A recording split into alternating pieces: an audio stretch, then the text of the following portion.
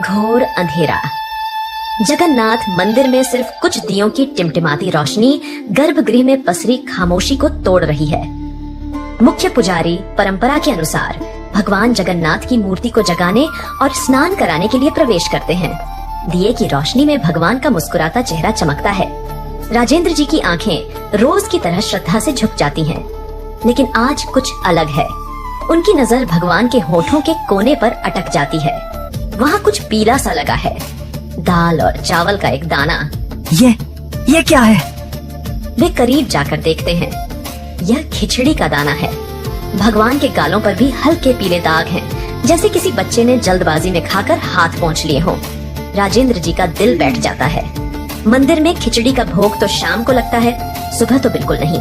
और गर्भगृह में उनके अलावा किसी को आने की इजाजत नहीं। यह अपवित्रता है या कोई चमत्कार?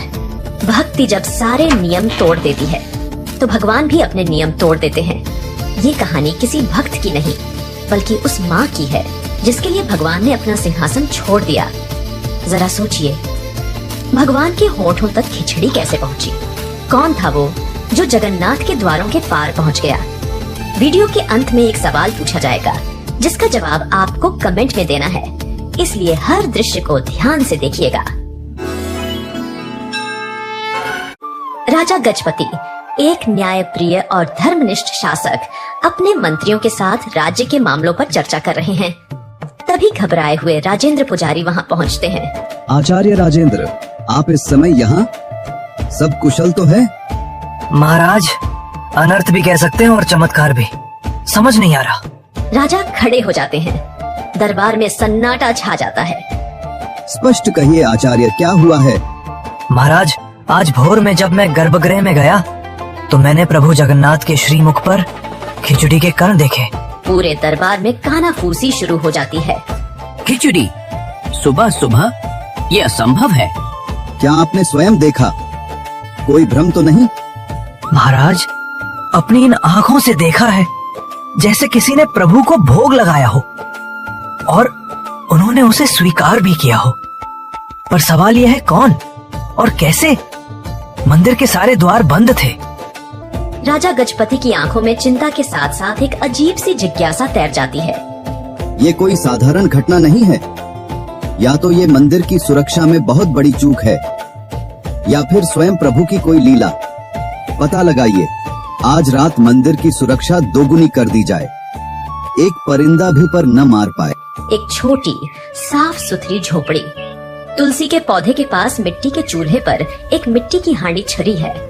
कर्माबाई, जिनके चेहरे पर उम्र की झुर्रियों से ज्यादा ममता और भोलापन है, बाजरे की खिचड़ी बना रही है। उनकी हर हरकत में एक लय है, एक प्रेम है। एक साधु ज्ञानानंद वहाँ से गुजरते हुए रुकते हैं। देवी, तुम ये क्या कर रही हो? कर्माबाई मुस्कुराकर उनकी ओर देखती है। प्रणाम महात्मा, अपने लाला के लिए भोग बना रही हूँ। उससे मेरी खिचड़ी बहुत पसंद है। लाला और तुमने अभी तक स्नान भी नहीं किया। बिना स्नान किए भगवान का भोग, ये तो घोर पाप है। शास्त्र इसके विरुद्ध है। कर्माबाई का चेहरा थोड़ा उतर जाता है। उनकी आंखों में एक बच्चे जैसी उलझन है। पर महात्मा, मेरा लाला सुबह सुबह भूखा होता है। मैं स्नान ध्यान में लगूंगी तो उसे भोग मिलने में देर हो जाएगी। वो बेचैन हो जाता है। मूर्ख स्त्री, भक्ति का अर्थ अनुशासन है। नियम पहले आते हैं, भावना बाद में। भगवान को तुम्हारी मैली खिचड़ी नहीं, शुद्ध मन और तन से दिया गया भोग चाहिए। कल से पहले स्नान, फिर पूजा और तब भोग बनाना, समझे? कर्माबाई चुपचाप सिर झुका लेती है। साधु ज्ञानानंद संतुष्टि के भाव से आगे बढ़ जाते हैं। तभी एक 7-8 साल का बालक दौड़ता हुआ आता है। उसकी आंखें नटखट हैं और चेहरे पर एक दिव्य चमक। माँ कर्मा, भूख लगी है? खिचड़ी बनी? हाँ मेरे बच्चे, बस बन गई। बैठ, अभी परोसती हूँ। वह बालक को खिचड़ी परोसती है। बालक बड़े चाव से खाता है। माँ, आज स्वाद थोड़ा अलग है। तुम्हारी आंखों में चिंता क्यों है? कुछ नहीं बेटा, तू बस पेट भर के खा। कल से थोड़ा इंतजार करना पड़ेगा तुझे। बालक कुछ नहीं कहता, बस एक रहस्यमयी मुस्कान के साथ कर्मा को देखता रहता है। राजा गजपति स्वयं राजेंद्र पुजारी के साथ गर्भगृह में मौजूद हैं। कड़ी सुरक्षा के बावजूद आज भी वही नजारा है। भगवान की मूर्ति पर खिचड़ी के ताजे दाग हैं। ये कैसे हो सकता है? मेरी पूरी सेना, मेरे सबसे भरोसेमंद लोग पहरे पर थे।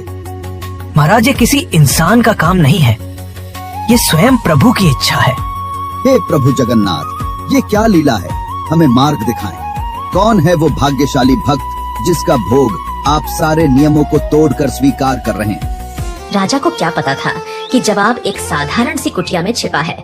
जवाब छिपा था उस सवाल में जो सालों पहले राजस्थान के एक छोटे से गांव में भी पूछा गया था। क्या आपने कभी भगवान को रोते देखा है? अगर आपकी आंखें भी नम हो गई हैं, तो वीडियो को अभी लाइक करके कमेंट में सिर्फ जय जगन्नाथ मत लिखिए, बल्कि अपनी भावनाएं, अपनी प्रार्थना या जो भी कहना चाहें, जगन्नाथ जी के चरणों में अपनी अर्जी रखिए। देख बेटी कर्मा, हम पुष्कर जा रहे हैं। 4-5 दिन लगेंगे। घर का और ठाकुर जी का ध्यान रखना। आप चिंता मत करो बापू, मैं सब संभाल लूंगी। और हाँ, सबसे जरूरी बात, ठाकुर जी को भोग लगाए बिना तू भी अन्न का दाना मुंह में मत डालना। जी बापू, मैं रोज अपने हाथों से भोग बनाऊंगी।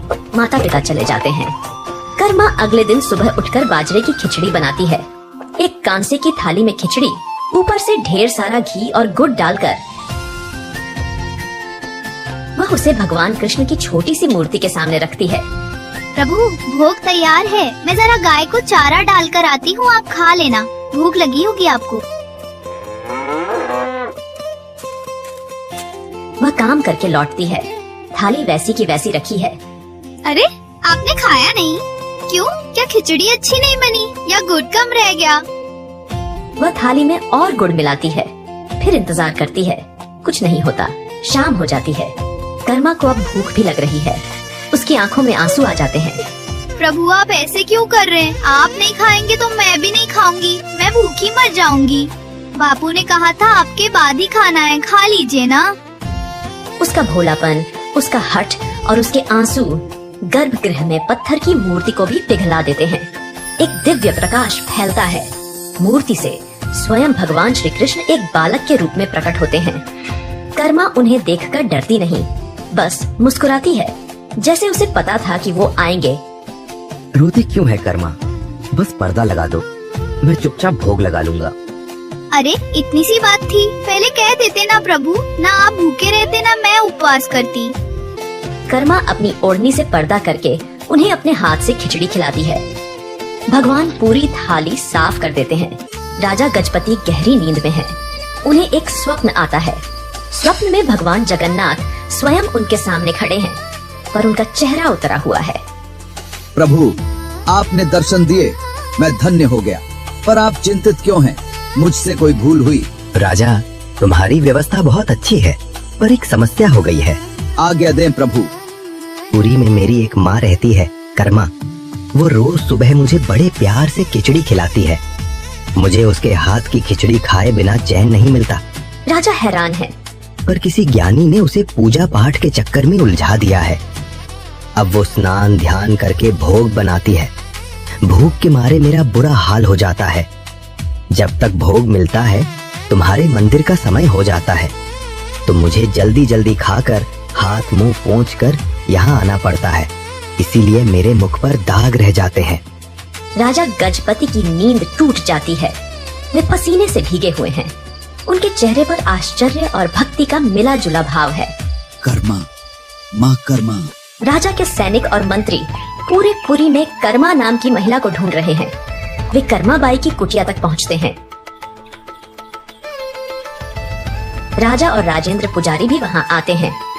वे देखते हैं कि कर्मा बाई स्नान करके गीले बालों में जल्दी जल्दी भोग बना रही हैं। वही नटखट बालक बाहर बैठा इंतजार कर रहा है। माँ, जल्दी करो ना, बहुत जोर की भूख लगी है। राजा और राजेंद्र जी एक दूसरे को देखते हैं।